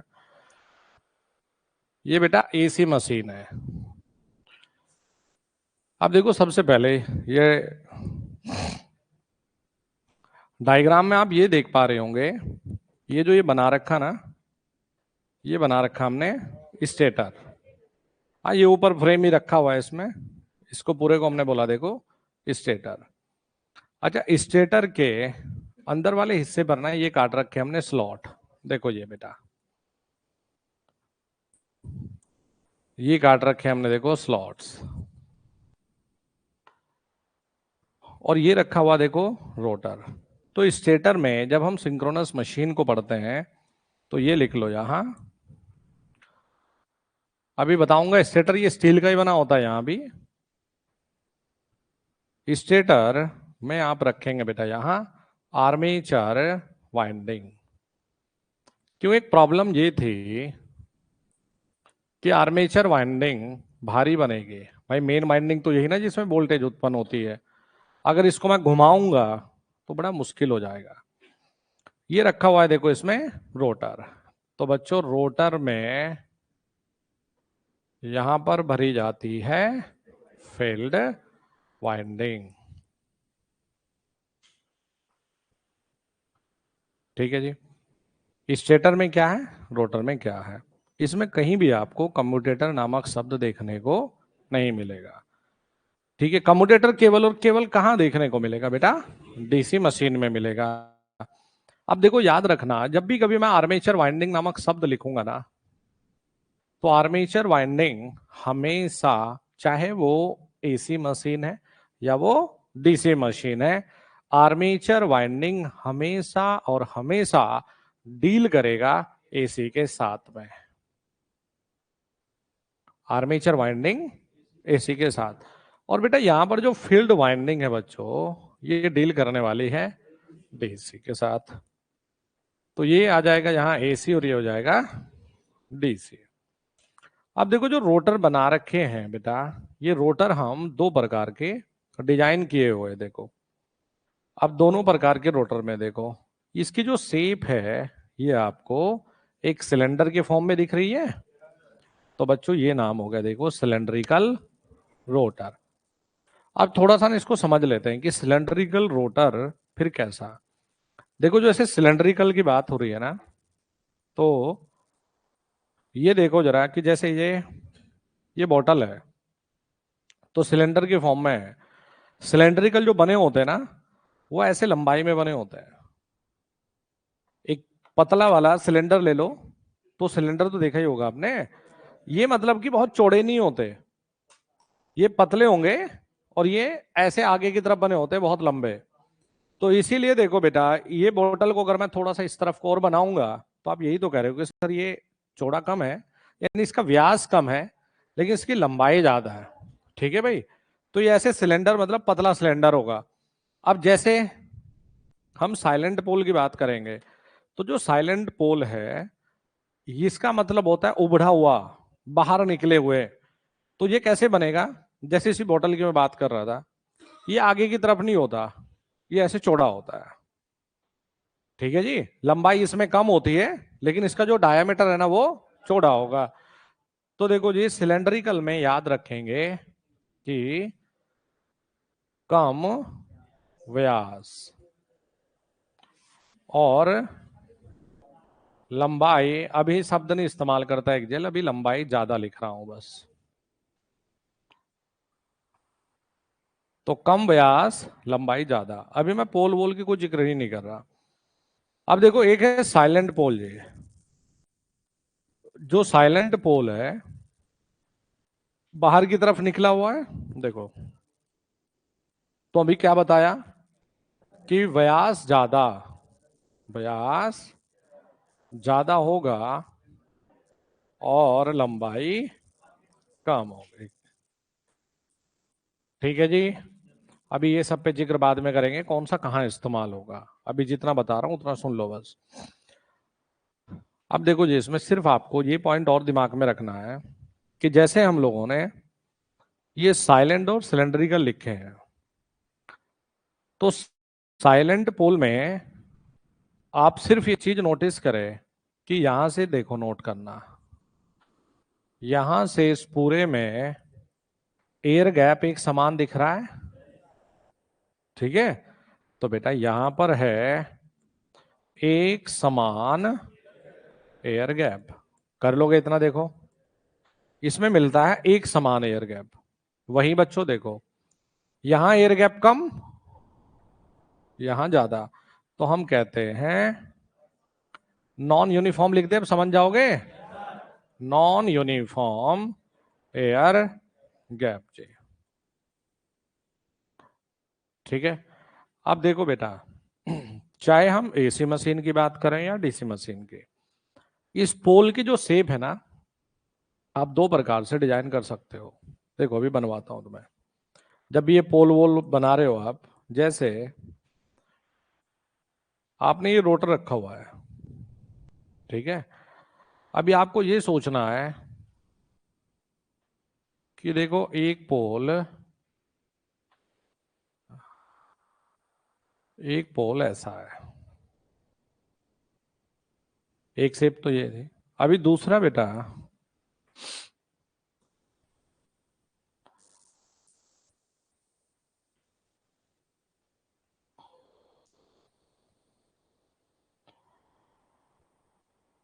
इन दोनों में अंतर है, इन दोनों में डिफरेंसेस आप देखो क्या है। मैंने कहा ना, ध्यान से बस सुनते रहना मेरी बात। इलेक्ट्रिकल मशीन आपका सबसे फेवरेट टॉपिक में से एक होगा, लेकिन मेरे सारी कही की शब्दों को सुन लेना, और जो नोट्स करवा रहा हूँ आपको, नोट करवा रहा हूँ उसे लिख लेना। इलेक्ट्रिकल मशीन आपको ऐसे ही पढ़ाऊंगा मैं। मन तो मेरा यही है कि अच्छे से पढ़ाऊं, लेकिन अब तुम्हारा पेशेंस लेवल क्या है भाई, वो तुम्हारे ऊपर डिपेंड करता है। कभी वही बोलने लग जाओ सर ज्यादा हो गया, कम होगा। तो अभी जरा सुन लेना पहले फेज में मैं क्या क्या पढ़ा रहा हूँ तुम्हें। वो मुझे पता है, कम से कम 500-600 बार पढ़ा चुका हूँ मैं ये।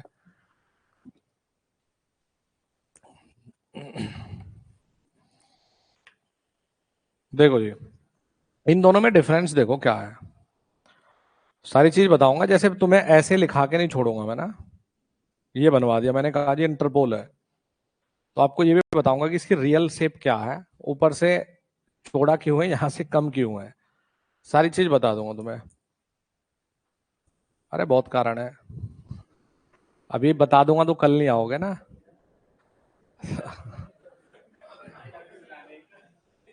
कल नहीं, सॉरी, परसों। कल नहीं भाई। देखो बेटा, इसे जो बोलते हैं ना, इसे बोला जाएगा आर्क शेप। ये है आर्क के शेप में चाप लगा हुआ, देखो ना। अब आर्क शेप को कैसे पहचानोगे, देखो यहां जो एयर गैप है पूरे पे, अरे कम नहीं, एक समान है नालायको, एक समान है। इसको ना प्लेन पेपर पे देखो कैसे बनाते हो। जैसे ये ना रोटर कुछ बना रखा है तुमने, घूमने के लिए कुछ था, ये वाला काट के मैंने सीधा कर दिया, तो देखो ये कैसे दिखता है, ये दिखेगा आपको ऐसा।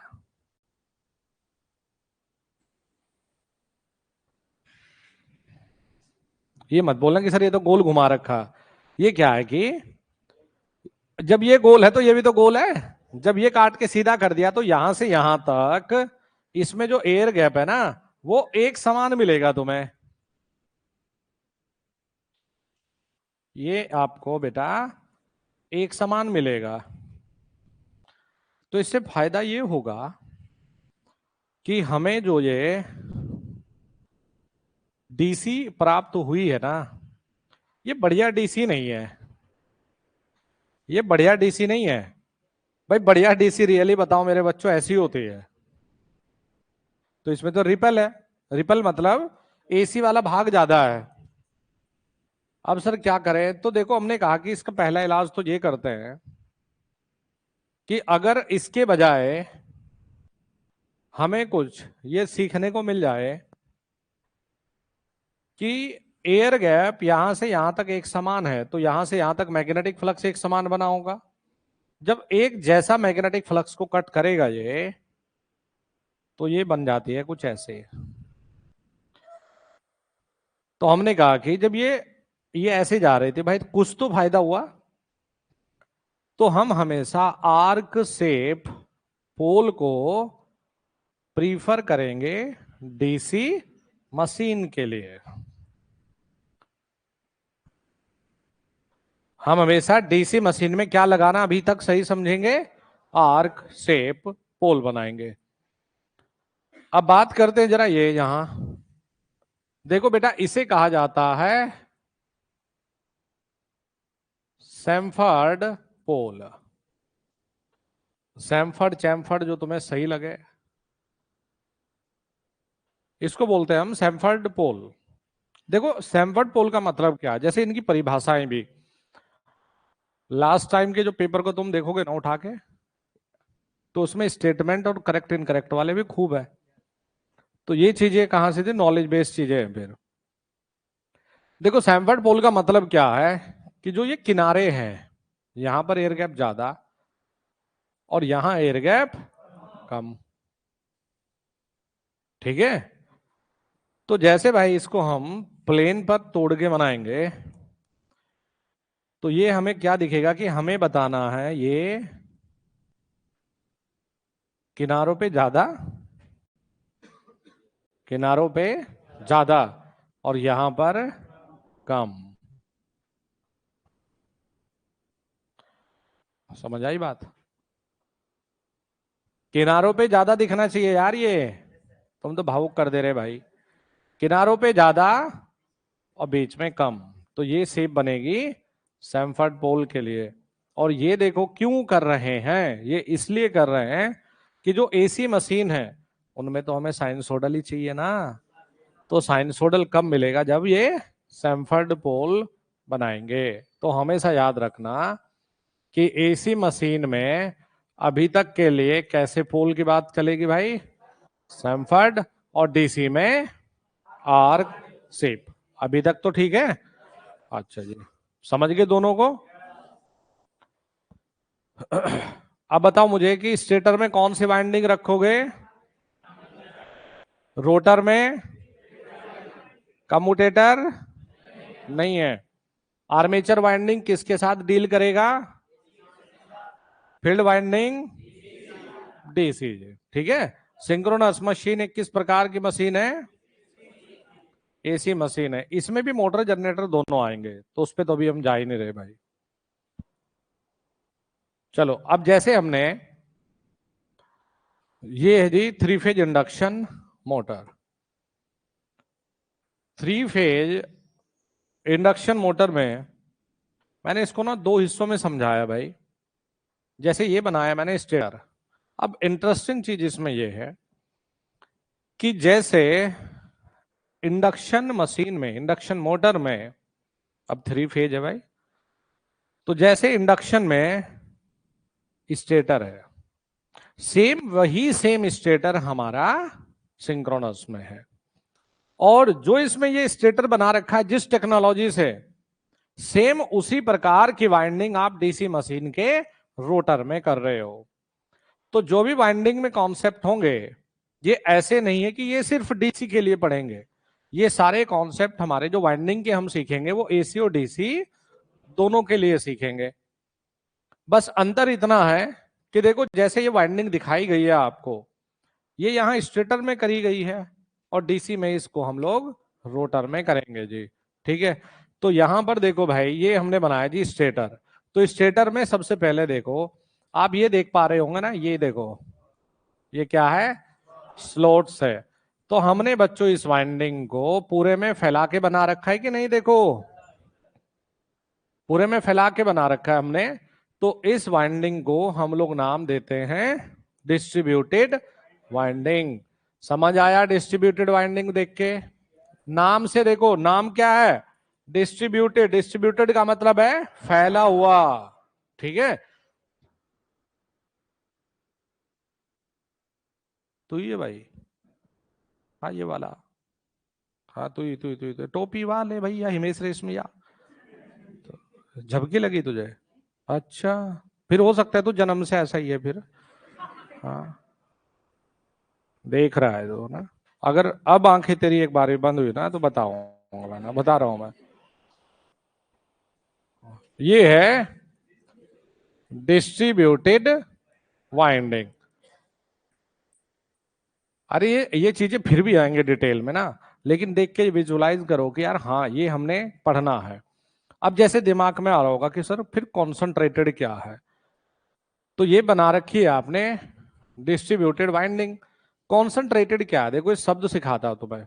कॉन्सेंट्रेटेड का मतलब होता है एक साथ इकट्ठा। जैसे आप जो ट्रांसफॉर्मर में करते हो ना, वो कॉन्सेंट्रेटेड वाइंडिंग है। क्योंकि आप कर क्या रहे हो, एक लिंब लिया, एक पे लपेट दो, तो वो कॉन्सेंट्रेटेड है। जब आपने एक स्लॉट कट किया और एक ही स्लॉट में पूरी वाइंडिंग को भर दिया, तो वो क्या है? कॉन्सेंट्रेटेड वाइंडिंग है। जैसे ट्रांसफॉर्मर में हम कर रहे हैं ना, तो वो कॉन्सेंट्रेटेड वाइंडिंग है भाई। क्योंकि आप या तो एक लिंब पे ही हाई को पूरी को लपेट दे रहे हो, या ऐसे ही लो को एक अलग लिंब पे पूरा लपेट दिया आपने, जो भी तक सीखा है। लेकिन यहाँ मशीन में वो बढ़िया नहीं था। देखो क्यों नहीं था बेटा, आप खुद ये सोचो कि अगर मैं पूरे वजन को वाइंडिंग के एक जगह रख दूंगा, तो भाई उसका टूटने का डर, वजन भी तो होगा वाइंडिंग में, उसका टूटने का डर उसी जगह से ज्यादा होगा। तो डिस्ट्रीब्यूटेड का मतलब कुछ ऐसा समझ लो कि जैसे मेरे पास में मुझे 200 कंडक्टर लपेटने हैं, तो मैं इन 200 को एक जगह ना लपेट के मैं इन 200 को 20 जगह बांट देता हूं, 10-10 में। तो डिस्ट्रीब्यूट कर दिया, बांट दिया, वो कहलाती है डिस्ट्रीब्यूटेड। कॉन्सेंट्रेटेड का हिंदी में शब्द मतलब होता है एक साथ, ठीक है। एक ही साथ कॉन्सेंट्रेट कर दिया हमने एक ही जगह पर। इसका मतलब यह है कि एक ही स्लॉट में पूरी वाइंडिंग को तुमने फिल कर दिया। तो देखो जी, जैसे हमने बेटा ये स्टेटर लिया है, वही स्टील का बनाएंगे इसे भी। तो स्टेटर इंडक्शन का भी ऐसे ही होगा, और भाई इसमें सिंक्रोनस का भी सेम होगा। और जो इसका स्टेटर है यार डीसी में, वही हम लोग रोटर में आर्मेचर वाइंडिंग भरेंगे। आर्मेचर वाइंडिंग, तो जैसे डीसी में भी हम आर्मेचर वाइंडिंग जो भरेंगे ना, वो डिस्ट्रीब्यूटेड ही भरते हैं, ना कि हम कॉन्सेंट्रेटेड वाइंडिंग का इस्तेमाल करेंगे, वो भी हम डिस्ट्रीब्यूटेड वाइंडिंग ही भरेंगे। अब ये बना रखा है, ये पिक्चर दिखाता हूं आपको कि ये क्या मामला है। जैसे ये तो मैंने बहुत छोटे लेवल का लिया है, तो ये आपने देखा होगा ना, एक सिलेंडर के रूप में दिख रहा है। तो इसमें भी दो तरह के हम लोग बनाते हैं। रोटर हम दो तरह के डिजाइन करते हैं, एक होता है स्क्वायरल केज और एक होता है स्लिप रिंग। तो ये मैंने केज टाइप अपना दिखा दिया जिसमें प्लेन दिखता है ये ना। तो ये अपना ये जो कट कर दिया बेटा, ये पूरा स्टेटर और वाइंडिंग थी, सप्लाई देंगे घूमेगा, और कूलिंग के लिए हमने पंखड़ी इस्तेमाल कर ली। तो जैसे इसमें दो प्रकार के हम रोटर को यहां बनाते हैं। देखो जैसे ना यहाँ स्लिप रिंग की बात करो, तो हमने स्लिप रिंग पे देखो सारी वाइंडिंग एक साथ तो नहीं करी। और तुम ये भी देख पाओगे ना, मैंने बीच में ना ये दिखा रखा है इसमें चित्र में, ये है। और ऐसा ही सेम एक यहाँ है, थोड़ा सा अगर देख पाओ तो ये सिर्फ आपको कुछ और नहीं बता रहा है, ये कह रहा है ये अलग अलग फेजेस के हिस्से हैं। जैसे यहां से यहां एक, फिर इधर होगा यहां से यहां एक, यहां से यहां एक। लेकिन हमने सारी की सारी जो वाइंडिंग है ना, देखो यहां यहां यहां फैला के कर रखी ना, तो ये डिस्ट्रीब्यूटेड वाइंडिंग है, ठीक है। तो बेटा एक होता है स्लिप रिंग रोटर। देखो यहां हमने तीन स्लिप रिंग ले रखे, एक तीनों फेज के लिए अलग अलग, ये स्लिप रिंग है। तो ये तो घूमेंगे इसके साथ, और ये क्या कर दिया हमने, देखो ब्रश चिपका दिया इसके ऊपर। ये ब्रश यूनिट है, तार बांधो अपना चलाओ, क्या प्रॉब्लम है, ठीक है जी। अब देखो बेटा, ये स्क्वायरल केज टाइप ऐसा होता है कि जिस मटेरियल के ये कंडक्टर है ना, जिनको बार बोलते हैं हम, जिस मटेरियल के ये कंडक्टर है इसी मटेरियल के यहां पर एंड रिंग लगाया जाता है। जैसे आपको सिंपल चीजें बताता हूँ ना, और ये ऐसे होता है यार।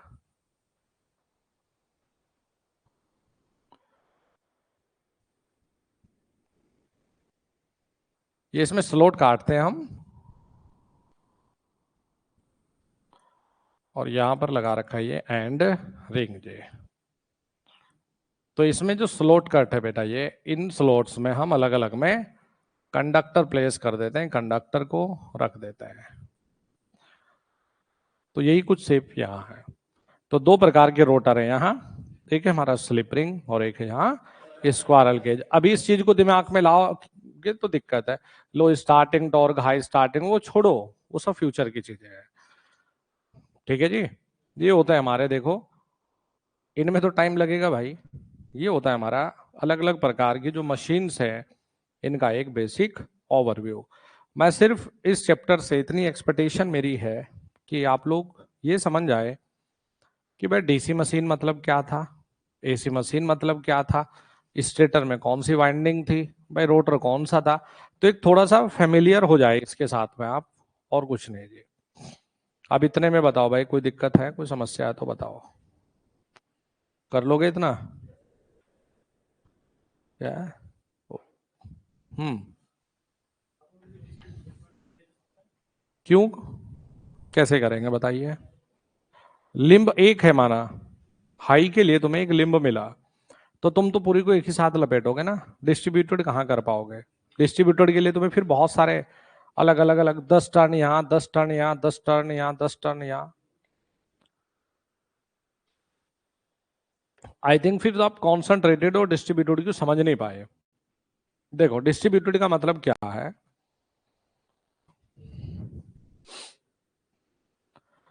देखो कुछ ऐसे समझिएगा, जो कॉन्सेंट्रेटेड वाइंडिंग है,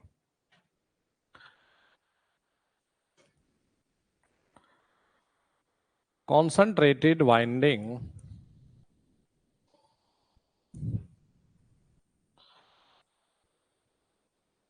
कॉन्सेंट्रेटेड वाइंडिंग का मतलब ये समझेंगे कि जैसे हमने, हमारे पास में 100 टर्न है,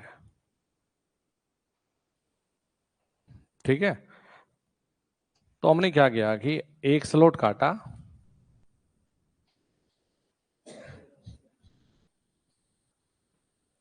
ये तो मैं ये फैला के नहीं दिखाए, ये क्या था, 3D पॉसिबल नहीं है ना, आगे की तरफ है पूरा ऐसे लिपटा हुआ ये अगर चलो कोई पर दिक्कत है तो फिर ये समझ लो कि जैसे मैंने 100 के 100 ये यहीं लपेट दिए, ये कॉन्सेंट्रेटेड है, ठीक है। अच्छा, अब देखो इसमें ये समझेंगे, ये थोड़ा सा आसान रहेगा समझना। जैसे अगर मैं ये कंडक्टर दिखाऊं आपको, तो इस कंडक्टर में मैंने आपको ये कहा कि ये करंट कुछ ऐसे गया भाई, ठीक है। मतलब ये आगे वाला हिस्सा है, ये पीछे वाला हिस्सा है, ये ऐसे है। तो इसका मतलब ये हुआ कि करंट आई ये होगा भाई। अगर करंट आई नहीं, सॉरी, मैग्नेटिक करंट, तो ये फ्लो कर रहा है ऐसे में, ठीक है। तो ये क्या बना, चुंबकीय अक्षांश। ये चुंबकीय अक्षांश ये बन गया, देखो, चुंबकीय मैग्नेटिक एक्सिस। अब इसमें जैसे कॉन्सेंट्रेटेड को एग्जामिनर ये भी पूछ सकता है कि ऐसी बाइंडिंग बताइए जिसका चुंबकीय एक्सिस एक ही लाइन पे बनता हो, तो वो थी कॉन्सेंट्रेटेड। अब तुम दूसरा तार लपेटोगे, तो दूसरा तार तुमने माना ये लपेट दिया, फिर आप तीसरा तार लपेट रहे हो, फिर आपने चौथा तार, आप सारे के सारे जो टर्न है ना वो उसी के आसपास लपेटे जा रहे हो, यही तो कर रहे हो। तो इस वाइंडिंग का कभी भी याद रखना, कॉन्सेंट्रेटेड का मैग्नेटिक एक्सिस एक ही होगा, ठीक है। तो अब क्या समझे कि कॉन्सेंट्रेटेड में मैग्नेटिक एक्सिस एक है। अब अगर ट्रांसफार्मर की मैं बात करूं भाई, तो बेटा ट्रांसफार्मर में आप बच्चों यही तो सीखते हो कि जब हम प्राइमरी पर कोई सप्लाई देते हैं, प्राइमरी पर सप्लाई देते हैं तो हम क्या पढ़ते हैं, एक मैग्नेटिक फ्लक्स स्थापित होता है। तो भाई जब मैंने कॉन्सेंट्रेटेड वाइंडिंग कर रखी तभी तो मैं कह रहा हूं कि एक मैग्नेटिक फ्लक्स सेटअप हुआ है, क्योंकि उस मैग्नेटिक फ्लक्स का जो एक्सिस है वो एक ही है। अगर मैं डिस्ट्रीब्यूटेड कर देता तो इसमें ये बहुत सारे मैग्नेटिक एक्सिस मिल जाते मुझे, तो क्या फायदा होता। तो ट्रांसफार्मर में हमेशा याद रखना हम कॉन्सेंट्रेटेड वाइंडिंग ही इस्तेमाल करेंगे। अब जैसे ये कितने टर्न लिए थे भाई, 100। अब कोई कहने लग जाए कि सर इन 100 को ना ऐसा कर लेते हैं, आप 10 को तो यहां कर लो और 10 यहां कर लो। मैंने ऐसे ही तोड़ के ये, जब हो जाए बता देना रे। 1 2 3 4 5 6 7 8 9, लो भाई कर दिया हमने। तो ये सारे के सब का देखो, अब इसका मैग्नेटिक एक्सिस अलग, इसमें अलग, इसमें अलग, यहाँ अलग, ये अलग, ये अलग, ये अलग, ये अलग। तो इसको पूरे में आपने फैला दिया। तो ये कौन सी है, आप देखो यही तो कर रखा है हमने, पूरी को हमने फैला रखा है। अब आया समझ में कॉन्सेंट्रेटेड और डिस्ट्रीब्यूटेड। हम्म हम्म और कहाँ करेंगे, और तो कोई फायदा ही नहीं इसका करने का। अब मुझे देखो, सोच के देखो, मुझे 11 केवी का जनरेटर बनाना, तो कितना बड़ा स्लोट मुझे काटना पड़ेगा, तो मुश्किल हो जाएगा ना भाई।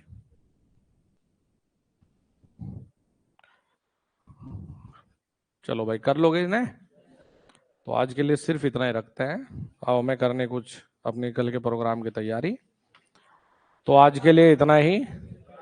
हाँ, 1 मिनट प्लीज, 1 मिनट भाई, आप लोग भी सुन लीजिए।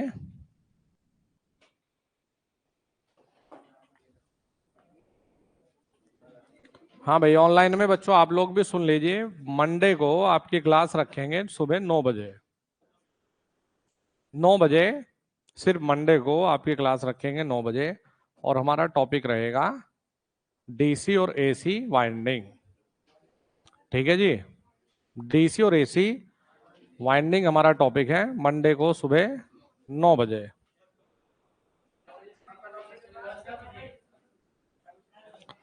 कल, कल हमने कहा हमें दिखने भी नहीं चाहिए भाई, तुम मत आना। नहीं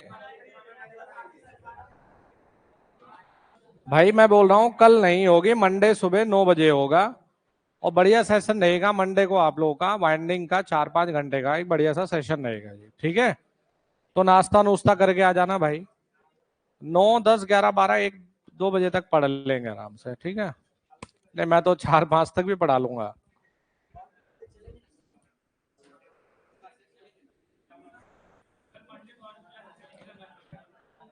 भाई देखो, भाई मुझे बाकी नहीं पता, मुझे ये पता है कि मंडे को सुबह 9 बजे तुम्हें क्लास में आना है, हमें बाकी नहीं पता। और कल कोई मत आना, अपने घर पे रहना, सोते रहना बस।